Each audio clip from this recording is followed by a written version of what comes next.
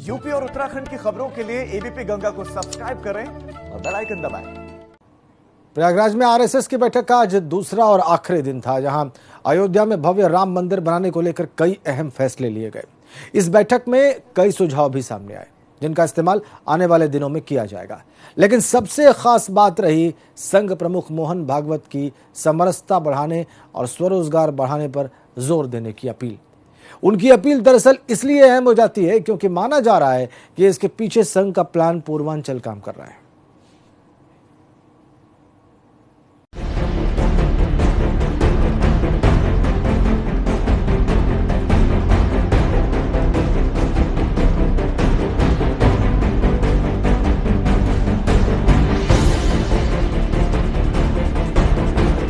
संगम नगरी प्रयागराज में राष्ट्रीय स्वयंसेवक संघ के कार्यकारी मंडल की बैठक दूसरे दिन भी जारी रही। बैठक के दूसरे सत्र में राम मंदिर ट्रस्ट के महामंत्री और वीएचपी नेता चंपत राय खास तौर से शामिल हुए। बैठक में ये तय किया गया कि राम मंदिर को भव्य और दिव्य बनाने के लिए इसे जन सहभागिता के जरिए तैयार किया जाए। बैठक में संघ के नेताओं ने चंपत राय को इससे जुड़े जरूरी सुझाव भी दिए। बैठक में क्या कुछ हुआ, इसे आपको ग्राफिक्स के जरिए समझाते हैं। संघ की बैठक के दूसरे दिन वीएचपी नेता चंपत राय शामिल हुए। चंपत राय राम मंदिर ट्रस्ट के महामंत्री भी हैं। इस बैठक में राम मंदिर को भव्य और दिव्य बनाने को लेकर फैसला लिया गया। फैसला किया गया कि जन सहभागिता के जरिए मंदिर को बनाया जाएगा। मोहन भागवत समेत संघ के कई कार्यकर्ताओं ने इसके लिए सुझाव भी दिए। सुझाव दिया गया कि लोगों के सपने के मुताबिक मंदिर तैयार किया जाए। साथ ही 26 नवम्बर को इसके लिए आपात बैठक बुलाई जाए। 26 नवंबर को राम मंदिर तीर्थ क्षेत्र ट्रस्ट की बैठक कराई जाए, जहां पर संघ से जुड़ा कोई शख्स विशेष तौर पर शामिल किया जाएगा। इस बैठक में राम मंदिर से जुड़े कई अहम फैसले भी लिए गए, जहां यह तय किया गया कि राम मंदिर की भव्यता और दिव्यता के लिए लोगों से चंदा लिया जाएगा और लोगों के सहयोग से मंदिर को बेहद भव्य तरीके से बनाया जाएगा।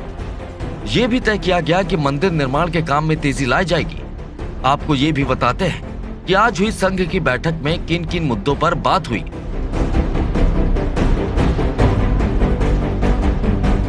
तय हुआ कि राम मंदिर तीर्थ क्षेत्र ट्रस्ट की बैठक में खाका तैयार किया जाएगा। देश भर के गांव के 11 करोड़ परिवारों से संपर्क किया जाएगा। दिसंबर से पूरे देश में संपर्क अभियान की शुरुआत होगी। 11 करोड़ परिवारों के हर सदस्य से 10 रुपए चंदे के तौर पर लिए जाएंगे। साथ ही मंदिर निर्माण को लेकर इनसे फीडबैक भी लिया जाएगा। संघ के सहयोगी संगठन के कार्यकर्ता गांव जाकर लोगों से मिलेंगे। घर घर जाकर लोगों से संपर्क साधा जाएगा और इस दौरान कोविड प्रोटोकॉल का पालन भी पूरी सावधानी के साथ किया जाएगा। बैठक में समरसता और बेरोजगारी के समाधान पर भी चर्चा हो, साथ ही स्वरोजगार को बढ़ावा देने पर भी चर्चा की गई। लोगों से संपर्क का ये अभियान दिसंबर के दूसरे हफ्ते से पूरे देश में एक साथ शुरू किया जा सकता है, जिसका जिम्मा आरएसएस के संगठनों और वीएचपी जैसे दूसरे संगठनों को दिया जाएगा। अभियान की शुरुआत चुनिंदा हस्तियों के साथ शुरू करने की प्लानिंग है, ताकि इसका बड़ा संदेश भी समाज में जाए।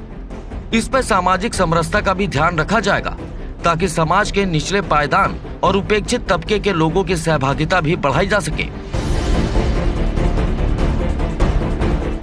संगम नगरी प्रयागराज में चल रही राष्ट्रीय स्वयंसेवक संघ की 2 दिनों की बैठक के आखिरी दिन आज कई अहम मुद्दों पर चर्चा की गई, कई महत्वपूर्ण फैसले लिए गए, लेकिन सबसे ज्यादा फोकस रहा अयोध्या में हो रहे भव्य राम मंदिर निर्माण को लेकर।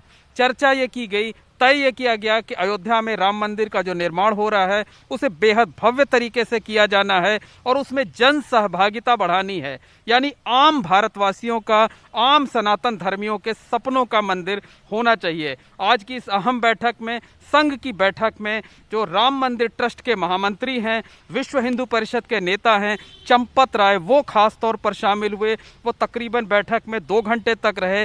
संघ और मंदिर ट्रस्ट की साझा बैठक में ये तय किया गया कि आम सहभागिता इसमें बढ़ानी है और इसके लिए एक 26 नवंबर को एक आपातकालीन बैठक जो मंदिर ट्रस्ट की है उसे नई दिल्ली में बुलाई गई है। 26 नवंबर को नई दिल्ली में बैठक होगी।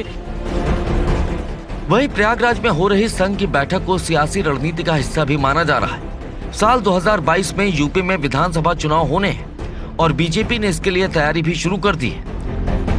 ऐसे में प्रयागराज में हो रही आरएसएस की बैठक में इसे लेकर भी बड़ी प्लानिंग तैयार की जा रही है। माना जा रहा है कि जमीनी तौर पर संघ सूबे के दलित और आदिवासी लोगों को जोड़ने की कवायद में जुटा हुआ है।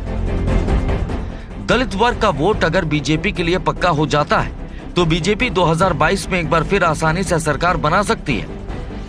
पूर्वांचल में बीजेपी पहले ही मायावती के वोट बैंक में सेंधमारी कर चुकी है और इसी वजह से प्रयागराज में संघ फिर से अपने मिशन पूर्वांचल प्लान को पुख्ता करने में जुटा हुआ है।